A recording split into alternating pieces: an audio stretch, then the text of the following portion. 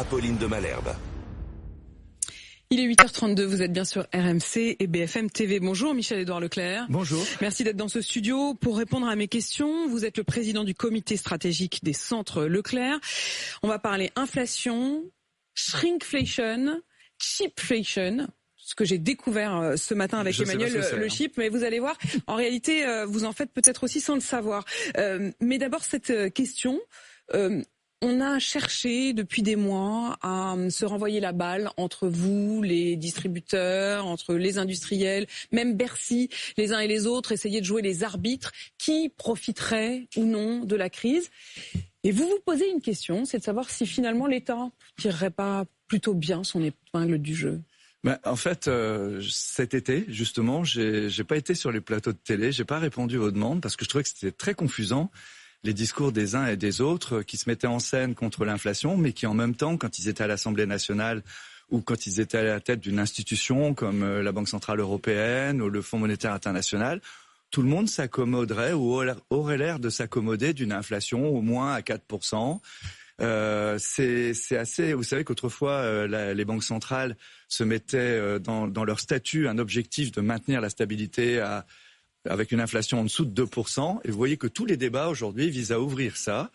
Et donc, au fond, je me rends compte qu'il y a pas mal de gens, mais pas que politiques, aussi, dans le monde de l'entreprise, qui s'accommoderaient assez facilement d'une augmentation des prix. De rester, c'est-à-dire que l'inflation ne soit pas combattue, oui.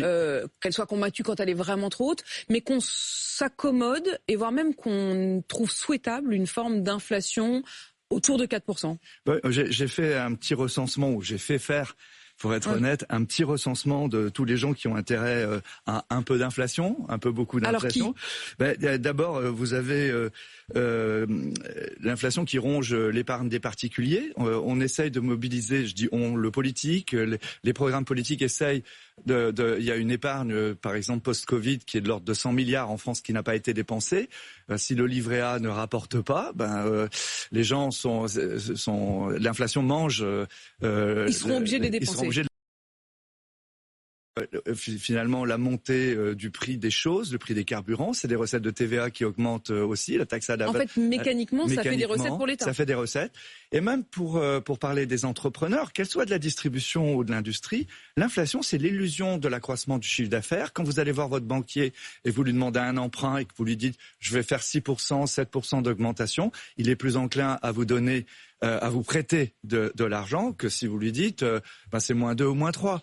Donc il y a aujourd'hui de manière diffuse et de manière culturelle une population française de décideurs qui n'a jamais connu l'inflation et qui est en train de se dire que finalement ça coûte moins cher aux finances publiques, à l'État, de laisser les entreprises augmenter leurs prix, voire augmenter leurs marges, quitte à faire un peu de chèques ciblés sur les populations les plus impactées. Et regardez bien autour de vous, c'est le discours qui est tenu. C'est extrêmement intéressant ce que vous nous dites ce matin, Michel-Édouard Leclerc. Alors il y a sans doute chez vous aussi une stratégie d'essayer de remettre encore une fois dans ce jeu la faute sur d'autres. Mais au-delà de ça, il y a quand même cette question de se dire, est-ce que le consommateur dans cette histoire n'est pas le dindon de la farce ? Le consommateur est le dindon de la farce, parce que de toute façon, pour le consommateur, l'inflation, c'est un impôt. C'est un impôt qui n'est pas discuté au Parlement, c'est un impôt inégalitaire, c'est un impôt qui touche particulièrement ceux qui consomment, et notamment avec l'inflation alimentaire à 17%, c'est une inflation qui touche particulièrement les populations les plus pauvres, les plus démunies, les faibles revenus. Pour lesquelles les dépenses alimentaires ont évidemment une proportion plus importante dans leur budget. Voilà, donc pour l'inflation, ça tape les Français, c'est vrai, c'est assurément. Mais l'inflation pour les entreprises, c'est aussi un appel d'air, c'est aussi une perspective psychologique de faire plus, de faire mieux. Et moi, je me suis rendu compte quand même dans la bataille entre Bruno Le Maire, Olivia Grégoire, qui demande la réouverture des négociations, qui demande qu'il y ait des répercussions de la baisse des marchés des matières premières sur les prix de consommation, je me rends compte qu'il n'y a pas beaucoup d'écho au Parlement, je me rends compte qu'il n'y a pas beaucoup d'écho au MEDEF, il n'y a pas beaucoup d'écho à la CGPME. On devrait aujourd'hui être en mode combat. Tous les Français devraient être en mode combat contre l'inflation. L'inflation impôt non débattu au Parlement, impôt qui tape dans l'épargne des Français. Alors cela dit, vous mentionniez à l'instant Bruno Le Maire, il a fait de la shrinkflation la nouvelle cible. Je répète pour ceux qui ne l'auraient pas vu, mais enfin ça fait un petit bout de temps maintenant qu'on en parle et je pense que surtout on s'en est rendu compte dans les allées des supermarchés. La shrinkflation, c'est le fait de réduire le volume du produit tout en augmentant le volume du paquet, c'est-à-dire de donner l'impression qu'il y a plus pour moins de produits et donc de faire mécaniquement payer plus au kilo. C'est le fameux exemple du Kiri donné par Bruno Le Maire. Tous ceux qui achètent des Kiri se seront rendus compte que dans un petit tiroir en carton de Kiri, il y a déjà un petit morceau où il y a du carton pour donner l'illusion qu'il y a plus de carrés de Kiri et que les carrés de Kiri eux-mêmes vont faire 1 gramme de moins. Donc en effet, on a l'impression qu'on continue à en acheter autant, on en achète moins. Est-ce que vraiment c'est pour vous la cible numéro 1 aujourd'hui? C'est pas la cible numéro 1, c'est encore marginal. C'est pendant le Covid dont je me suis aperçu que ça existait, parce que moi, honnêtement, je l'avais pas repéré comme étant un problème majeur. Pendant le Covid, il a manqué aux industriels un certain nombre d'ingrédients, et donc ils ont obtenu de la direction des fraudes et autres de pouvoir changer un ingrédient pour un autre. Peut-être était-il moins cher, peut-être était-ce le prétexte qu'il était moins cher. Toujours est-il que du moment que c'était écrit dessus, ça n'avait pas l'air de gêner grand monde. Aujourd'hui, effectivement, dans toutes les enseignes de distribution, et que ce soit les distributeurs ou les industriels, on voit bien que cette pratique, c'est une manière peu transparente d'essayer de faire monter le prix des produits. Et donc, je soutiens, c'est très clair, la proposition de Bruno Le Maire qui consiste à rendre obligatoire une information sur les modifications de contenants. De toute façon, dans les magasins, on est bien obligé de mettre le prix au litre et au kilo. Déjà, c'est une référence. Et il faut que tout le monde regarde bien ça, parce que c'est ça la clé de lecture du truc. Mais vous savez, on en parle dans la distribution, mais il y a aussi, parce que je réfléchissais à ça hier soir avec, je suis patron d'une école de commerce qui s'appelle Neoma, je discutais avec des enseignants, je discutais avec d'autres enseignants d'autres écoles. Dans les cantines, on fait aussi la même chose. On a remplacé des produits qui coûtaient cher dans les menus par des produits qui coûtaient moins cher. Au lieu de mettre du lion, on met du taco. Au lieu de mettre... Donc, ce que j'appelais pas ça la shrinkflation, mais la recherche d'ingrédients moins chers. Alors là, vous parlez de la cheapflation. Je vais y venir dans un instant, mais justement, Michel-Édouard Leclerc, quand même, pour concrètement, vous dites que vous soutenez la démarche de Bruno Le Maire qui est d'informer le consommateur de manière plus lisible de ce changement de contenant et de contenu. Votre confrère Alexandre Bompard, qui est à la tête de Carrefour, s'est engagé à ce qu'il y ait désormais des étiquettes collé pour dire attention, le contenant a baissé. Est-ce que vous allez faire la même chose? C'est une bonne initiative. Alors lui, il a dit qu'il allait le faire dès lundi. Moi, je suis pas capable de le faire dès lundi, mais c'est la bonne idée. Bon, c'est pas beaucoup de produits en réalité. Hein. Non. C'est 120. Non, c'est pour ça que je vous dis donc, que c'est pas... On en parle beaucoup parce qu'effectivement la pratique est trompeuse pour le consommateur, mais ça détourne un tout petit peu du reste quand même, parce que c'est quand même que 120 produits sur un nombre de références qui se comptent en plusieurs dizaines de milliers. C'est pour ça que je trouve que c'est un sujet de médias, c'est un sujet qu'on peut reprendre en boucle, mais c'est pas le vrai sujet de l'inflation. Le vrai sujet de l'inflation, il est quand même de savoir aujourd'hui s'il n'y a pas une spécificité française pour les Français. Or, si vous regardez aujourd'hui qui est en Europe, qui est le plus tapé par l'inflation, c'est quand même les Français. C'est d'abord les Irlandais, ce sont d'abord les Irlandais, mais la France, on est 2 points au-dessus de la zone euro.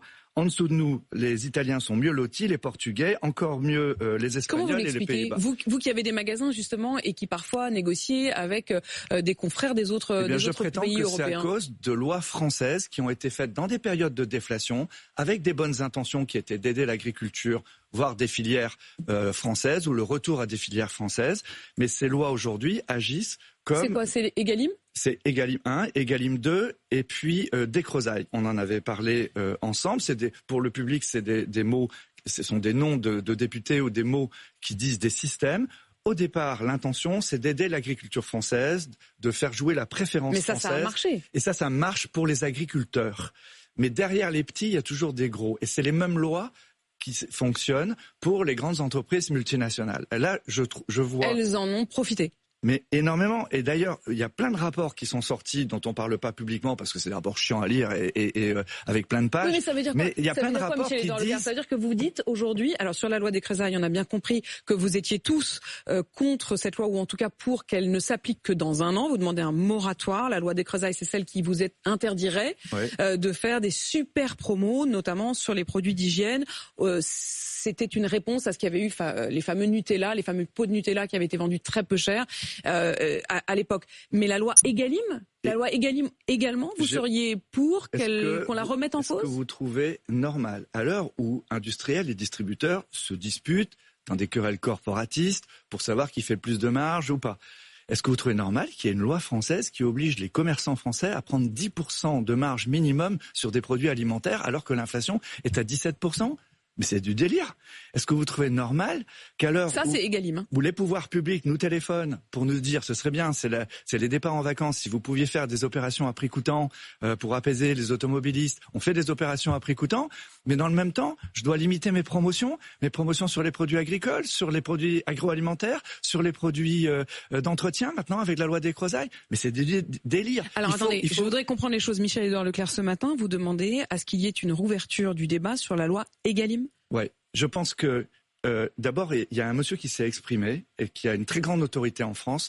Vous pourriez l'inviter. Je sais pas déontologiquement, c'est pas à moi de le dire, mais c'est le président de l'autorité de la concurrence.